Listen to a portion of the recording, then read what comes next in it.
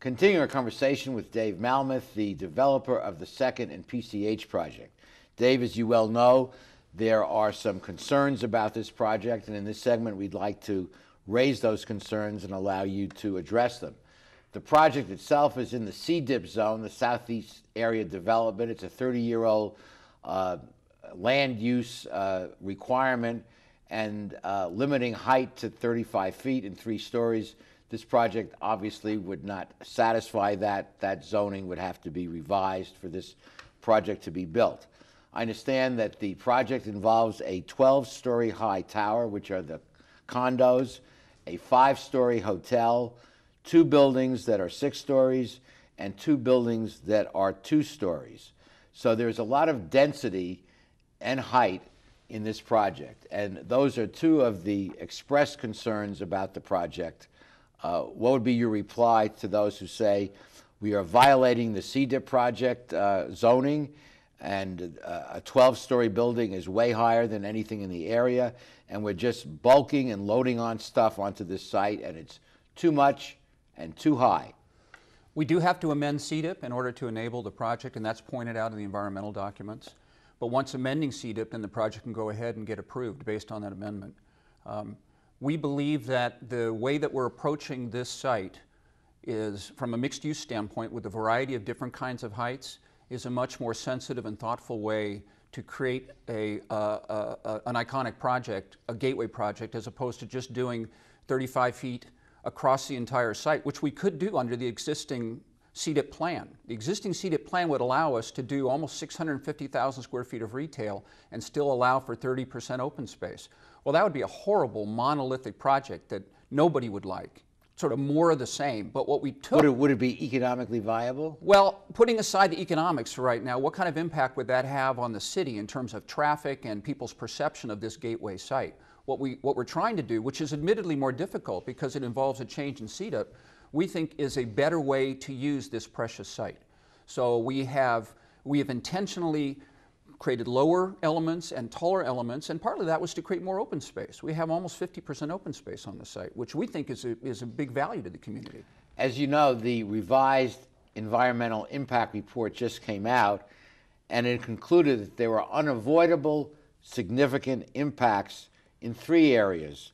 Land use we've just talked about, and you mentioned that the CDIP would have to be revised, but also air quality, and also, and very importantly, traffic. There's a lot of concern about the fact that although other intersections there's mitigation, 2 already awful intersections on 2nd and PCH and on 2nd and Studebaker will have significant negative impacts that cannot be mitigated by this project. So what's your response to those who say we don't need more traffic in an already bad traffic situation? Well, let me speak to air quality first. Any development that we would do, or anybody would do, would trigger air quality impacts. And we're in a non-compliant zone, and it's almost impossible to fully mitigate all of the impacts, mostly related to traffic, frankly. So that's simply going to have to be accepted for any development that happens here of any scale. With respect to traffic and traffic mitigation, we have millions of dollars that are committed to try to mitigate not just the 2 intersections you mentioned, but many intersections surrounding the project. The study looked at 25 intersections. Of those 25, there's only 2 intersections that can't be fully mitigated. 6 intersections are actually better after we mitigate them. And we're not minimizing the negative impacts on people's quality of life, but what we're suggesting is there's a balance here. We knew, and we've said from the outset, if that we create this project the way we anticipate, it will create more traffic because the existing use is essentially a failed use. It's not generating any trips. If we put something there that's vibrant, that's alive, that draws people, it will generate more trips.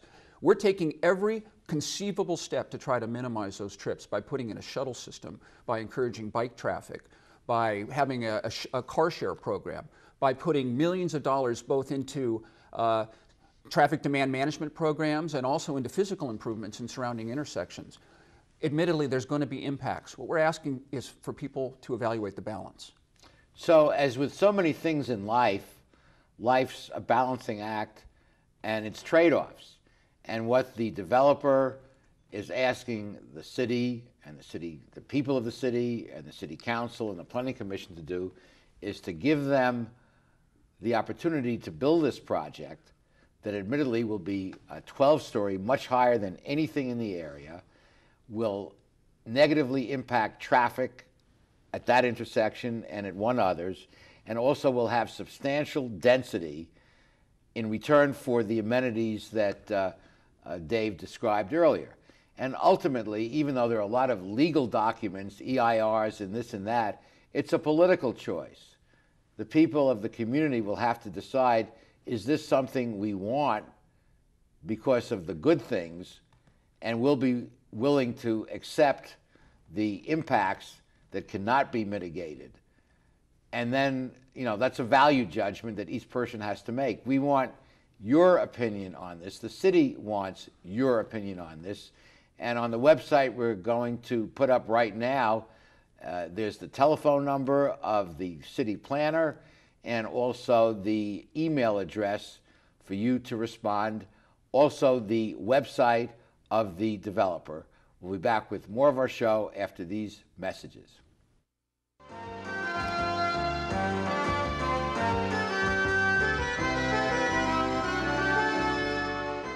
We are back talking about the second and PCH project with developer David Malmuth. Dave, as you know, I'm an attorney, and in law courts there's this concept of precedent. And there's been the concern expressed that should this project go forth as proposed with a 12-story high tower, this will set a precedent for land use on the east side of town. And there are plans afoot, according to these folks, for the marketplace to want a high-rise there. And would you not agree that once a precedent is set, assuming that your project is approved, that makes it more likely rather than less likely for other high-rise projects on the east side of town? Well, let me speak to that. What we're doing is amending a sub-area within CEDA. We're one full sub-area. We're almost 11 acres. And that's what's needed in order to enable the project. I have no doubt that other developers are going to look at this project and say, well, now I'd like to do something. But what's important to remember is that each project is going to be evaluated based on its own merit. As Councilmember DeLong said last week, the approval of this project is specific to this site. There's conditions that relate to this piece of real estate that are very, very specific and may not relate to other sites. Well, I know that that is exactly true legally, but in the real world, would you not, if you were a developer trying to get a project done on the marketplace site next door, would you not like to have this thing done as a precedent? I've spent the last 3 years in a dialogue with the community to try to see if we can get this project approved, and I can tell you it's been very challenging. We've had hundreds of meetings and thousands of conversations. I will state as an attorney for the record that this would be very valuable if you were a developer next door to have this one already done, and you can argue, well, they did it, give me an exception. Well, we can't control what other developers do, but Art, if somebody wants to go to the community and spend 3 years and go through the kind of discussion and dialogue that we've gone through, then I invite them to do so. Sure, sure. You presented at a recent community meeting a matrix with a group of alternatives, and I know that you are passionately committed to this particular project, but in the real world you might have to take less. And project alternative A has a 15% reduction in the residential and a 20% reduction in commercial, but still keeps the 12 stories, but you lose the theater. Right.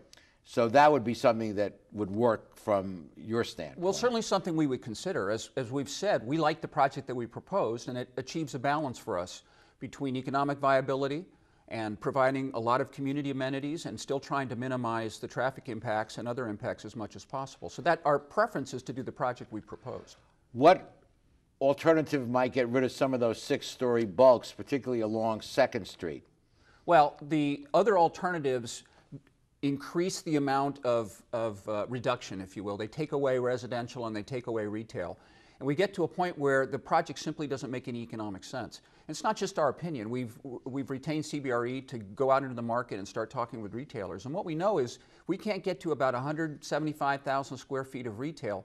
We won't have the co-tenancies, the critical mass of retail that will support the level of retail activity that we want to have. So more retail space is better for everybody? Well, there's the trade-off because the retail generates the traffic. Yeah. So the question becomes, at what point do you no longer have a project from a retail standpoint that can support the kind of tenancies that the community has told us that they want. And once we drop below that 175,000 square foot barrier, we don't think we can support a retail environment that's going to be differentiated from what's around us. And we don't want to just compete with what's there. We want to do something different.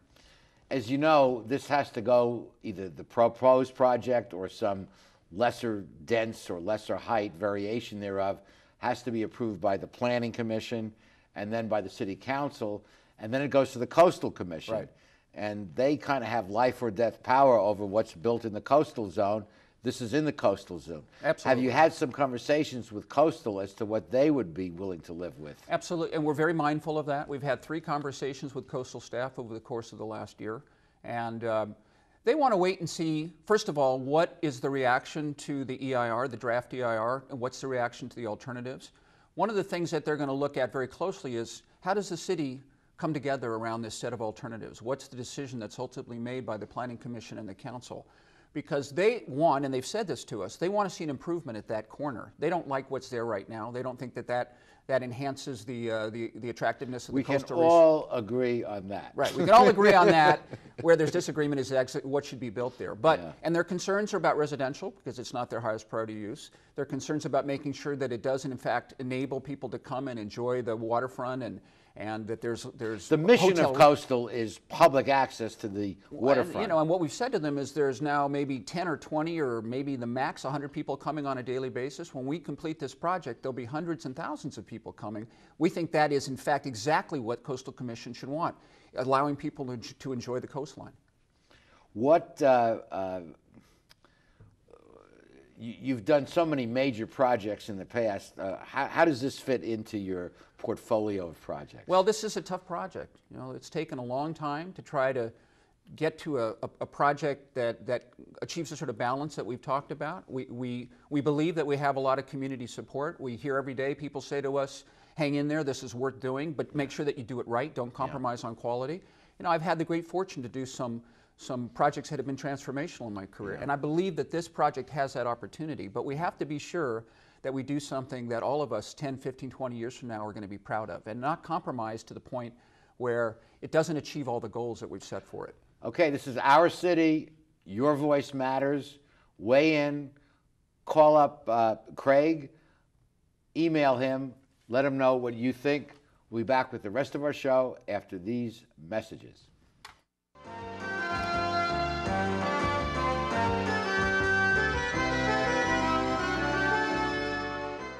This proposed $360 million project will have a significant impact on the city, whether it's built or not built. It's very important that you weigh in on your feelings. As Dave knows, before we even started the show, I've long had serious concerns about the height and about the density and traffic. But I'm open on further examination to discuss maybe some variation of this project can address those concerns. So Dave, I want to thank you for taking the time to come here and share your vision and your passion for this project with our community. You have 30 seconds to say whatever you want. I first want to thank you, Art, for giving me the opportunity to talk about the project. I am passionate, and I believe that in order to make these kinds of projects happen, you have to have passion, you have to have commitment, and you have to be committed to creating something that's going to be truly special for the city. And we could have taken a different route, but we decided to go for something that we think is going to be a wonderful amenity for the city, and we want to see that happen. Dave, thanks for joining us, and thanks for your work on behalf of this project. Thank you. And thank you for joining us. Please be with us next week for the next edition of Straight Talk. Good night, everyone. Straight Talk has been brought to you by Southern California Edison, the Press Telegram, and remember, Straight Talk is viewable worldwide 24/7 at straighttalktv.com.